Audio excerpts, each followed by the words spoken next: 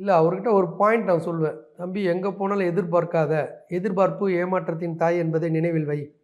அந்த பாயிண்ட்ட வந்து எங்க போனாலும் முன்னெல்லாம் அது மாரி ஃபெடப் ஆவோம். ஸோ இந்த பாயிண்ட்ஸ நம்ம புக்ஸ் மூலியமா படிக்கும்போது, ஓஷோன்ற நானி புத்தகத்தின் மூலியமா படிக்கும்போது, அத அவன் இம்ப்ளிமெண்ட் பண்றான். ஸோ அத பண்ணும்போது கிடைக்கலனாலும் ஹேப்பியா தான் இருப்போம். ஆனா ஒரு காலகட்டத்தில ஒரு 2 இயர்ஸ் பேக்கு எதுனா ஒண்ணா அப்படியே இதுவா இருப்போம். சோர்ந்துருவாரு. ஓகே. சோர்ந்துருவோம். நான் "என்ன தம்பி உனக்கு என்ன வேணும் சொல்லு, அப்பா இருக்கிறேன்டா."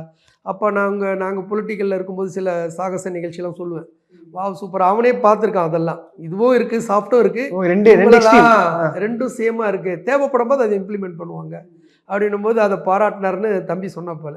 "தம்பி விடு தம்பி நீ பண்ணு. நான் கூட இருக்கிறேன். அப்பா இருக்கிறேன்." இப்ப இவரு கூட ஒரு நிகழ்ச்சி கூட்டு போம்போது கூட, அங்க ஒரு ட்விஸ்ட் மாரி ஒண்ணு சொன்னோனே, அப்பா போட்டு ஹைஃபை போட்டாப்புல. ஏன்னா அந்த தகவல் இங்க பரிமாற வேணாம்.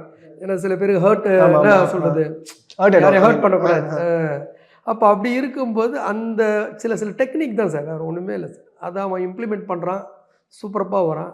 அதே மாரி அ எல்லாருமே அத ஃபாலோ பண்ணாங்கன்னா, கண்டிப்பா எல்லாருக்கும் முன்னேற்ற பாதையில போவாங்க சார்.